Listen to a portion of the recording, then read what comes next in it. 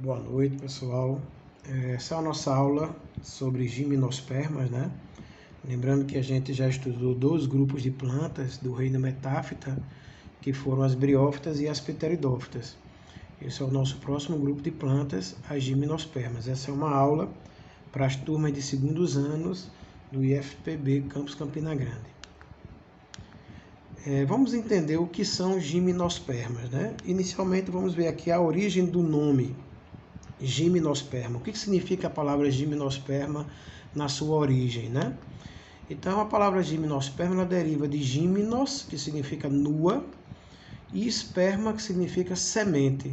Então, ao pé da letra, né, vamos dizer assim, juntando as duas partes, a gente diria que são plantas que apresentam sementes nuas. Mas por que a semente é nua? Porque não há fruto envolvendo a semente. Posteriormente, a gente vai ver que o fruto é uma estrutura que surge a partir de um órgão da flor, né? Como os gimnospermas não têm flores, a gente vai ver que elas também não vão apresentar frutos. As sementes, portanto, não serão envolvidas por fruto. De tal forma que são sementes, né? São plantas cujas sementes são nuas, né?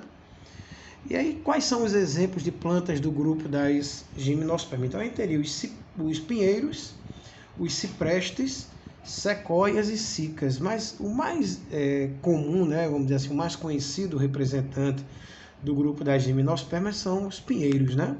A gente tem aqui como exemplo o pinheiro do Paraná, né, que é bastante comum na região sul do Brasil, né? Os ciprestes, né, que é bem parecido com esse pinheiro de Natal, né? Isso é muito comum lá na região ali da América do Norte, Canadá, né, Estados Unidos, a gente nota também ali uma parte da Europa, até no Japão a gente vai encontrar também, né? As sequoias, que são descritas, né, como sendo os maiores vegetais vivos do mundo, né? As sequoias que podem atingir mais de 100 metros de altura. As cicas, né, que são representadas aí pela palmeira de jardim, bastante comum esse tipo de palmeira, o povo utilizar na ornamentação, né, em jardins. Então, esses são alguns representantes do grupo das gimnospermas. Então, a gente destaca aqui os pinheiros, né, principalmente o pinheiro do Paraná, os ciprestes, né, que é um tipo de pinheiro também bastante comum, encontrado, né, ali naquela região da América do Norte, né, Canadá, certo? Então, nós vamos observar a presença desses pinheiros aí, né? Vamos esperar esse carro da polícia passar aqui, essa ambulância, né, do SAMU. Vamos prosseguir aqui. Esse é um dos grandes problemas das aulas gravadas, né, e das aulas remotas, é a gente ser incomodado aí, importunado aí por barulhos, né? Mas vamos prosseguir aqui, né? Quais são as características gerais das gimnospermas? Então a gente teria aqui que são plantas fanerógamas, espermatófitas ou espermáfitas. Só lembrando aqui a vocês que plantas fanerógamas, espermatófitas ou espermáfitas são plantas que vão apresentar sementes, né, órgãos visíveis, no caso aí seriam as sementes. São vasculares ou traqueófitas, né?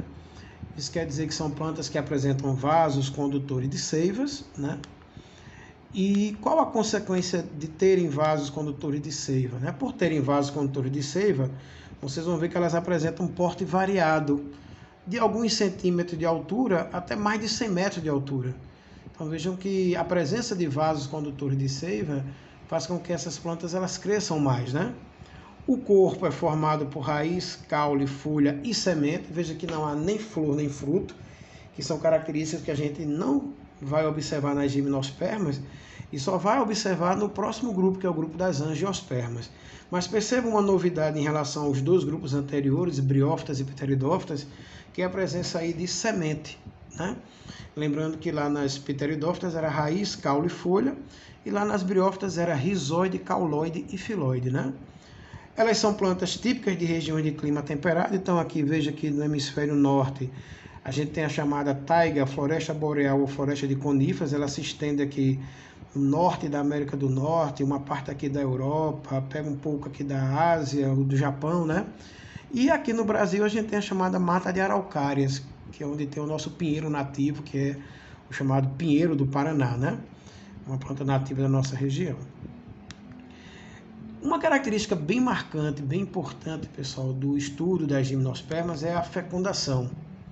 Lembrando a vocês que em briófitas e pteridófitas as plantas são terrestres, mas dependem da água para a fecundação. O que acontece nas cicadáceas, que são as mais primitivas gimnospermas, representando mais ou menos 5% das espécies? A fecundação ainda acontece na água. Então, apesar de serem plantas mais, vamos dizer assim, complexas, né? Vamos dizer assim, mais evoluídas do que as plantas pteridófitas, esse grupo de gimnospermas, cicadáceas, apresenta uma condição primitiva ainda, que é a sua fecundação depender da água. Já o grupo das coníferas, que é o grupo que inclui exatamente, minha gente, o grupo dos pinheiros, dos ciprestes, das sequoias, né? Tirando as cicas, aquela palmeira de jardim que estaria aqui nesse primeiro grupo, 5% das espécies. Esse grupo de coníferas, que são as mais complexas, representam 95% das espécies. A fecundação ela vai acontecer agora de uma outra forma. A gente diz assim que o nadar dos anterozoides é substituído pelo crescer do tubo polínico. O que isso significa?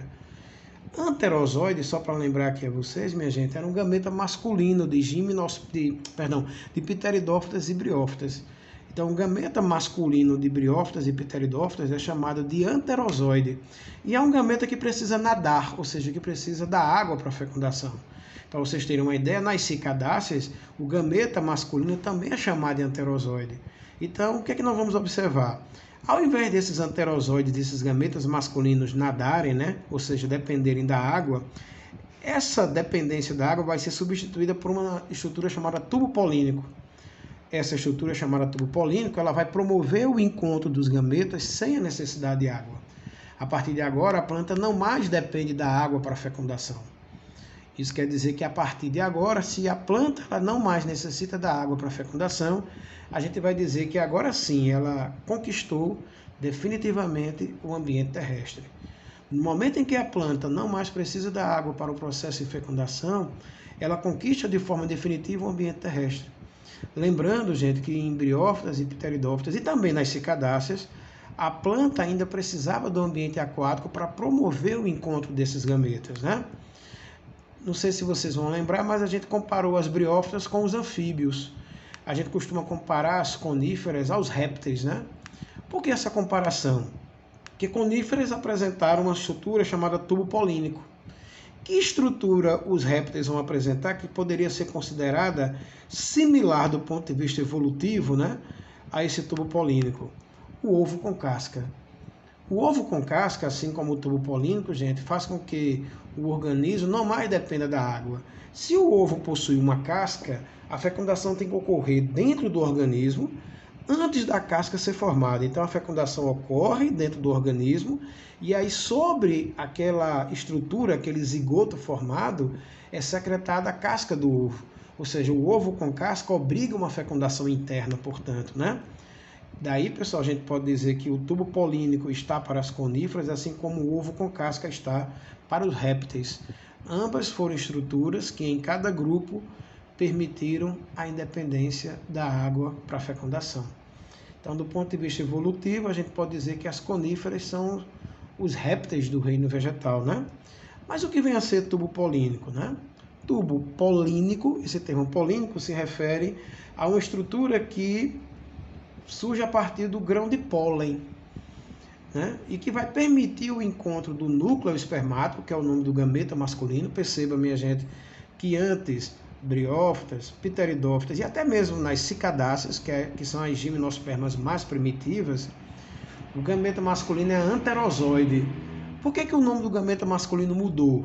Porque ele deixou de ser um gameta que depende da água para a fecundação. Por sinal, gente, esse gameta tem flagelos que permitem o deslocamento na água, né? E passa a não mais depender da água para a fecundação. O gameta feminino continua sendo chamado de oosfera, assim como em briófitas, pteridófitas e cicadáceas. Observe que o grão de pólen ele começa a germinar e à medida que ele germina surge um tubo e é através desse tubo que o gameta masculino vai descer para se encontrar com o gameta feminino aqui dentro do óvulo. Quer dizer, ao invés de ocorrer na água, acontece a partir de uma estrutura que conduz, que leva o gameta masculino até o gameta feminino. Então a fecundação ela vai depender do tubo polínico e não mais da água. Ou seja, é um processo em que a planta ela não mais necessita da água para a fecundação. Então ela conquista definitivamente o ambiente terrestre, como a gente acabou de afirmar anteriormente, né? Uma outra característica marcante, gente, das gimnospermas, lembrando que angiospermas vão apresentar flores e frutos, gimnospermas não têm flores, elas apresentam o que nós chamamos de ramos férteis, que vão abrigar as estruturas da reprodução. Esses ramos férteis são chamados de inflorescências. E essas inflorescências nas gimnospermas, elas recebem o nome de estróbilos ou cones. Essas estruturas elas são unissexuadas, ou seja, a gente tem o cone masculino, né? O estróbilo masculino, a inflorescência masculina, e a inflorescência feminina. A masculina a gente chama de microestróbilo e a feminina a gente chama de megaestróbilo. Um detalhe aí para o nome micro e mega, né? Se refere exatamente ao tamanho, né? Observe que o estróbilo masculino ele é menor, tem um formato mais alongado, né? E o feminino ele é maior, tem um formato mais arredondado, né? E aí veja que aqui é o estróbilo masculino e o estróbilo feminino. Essas inflorescências, gente, elas não possuem o que nós chamamos de atrativos. O que seriam os atrativos? São estruturas, né? São características, né, de uma inflorescência que atrai animais para a sua polinização. Normalmente o que atrai um animal para uma polinização? A sua coloração vistosa. Observe que normalmente, gente, em angiospermas, as flores apresentam pétalas de cores diferentes das folhas, exatamente para chamar a atenção dos animais, né, para a polinização. Então, a coloração vistosa, o perfume, né, o cheiro da flor, e o néctar, que é a substância, o alimento que normalmente é utilizado, né, por animais quando vão em busca, né, vamos supor, de uma flor para se alimentar. Normalmente esse é o atrativo principal, né? Normalmente o animal associa a presença de néctar à coloração da flor, o perfume da flor. Só lembrando a vocês que esse néctar é a substância que funciona como matéria-prima para a produção do mel, né? Então é a matéria-prima para a produção do mel, é a base da produção do mel. E aí, por não terem, pessoal, estruturas de atração, né? Não terem coloração vistosa, perfume, néctar, quem vai fazer o transporte do pólen da inflorescência masculina até a feminina, né? Do microestróbilo até o megaestróbilo, vai ser o vento. E esse processo de transporte de pólen da inflorescência masculina, microestróbilo, para a feminina, megaestróbilo, a gente chama de anemofilia. Esse radical anemo se refere, portanto, a vento, e filia, esse radical se refere a transporte de pólen. Então, polinização feita pelo vento. Então, se uma inflorescência ela não tem atrativos como coloração, perfume, néctar, quem fará o processo de transporte do pólen vai ser o próprio vento, né? E aí, só para ilustrar aqui, né? Aqui está o estróbilo masculino, aqui está o estróbilo feminino. Perceba que os grãos de pólen são transportados de uma inflorescência para outra através do vento. Vai cair aqui sobre a inflorescência feminina e aí acontece o processo de fecundação que a gente vai discutir mais à frente, né?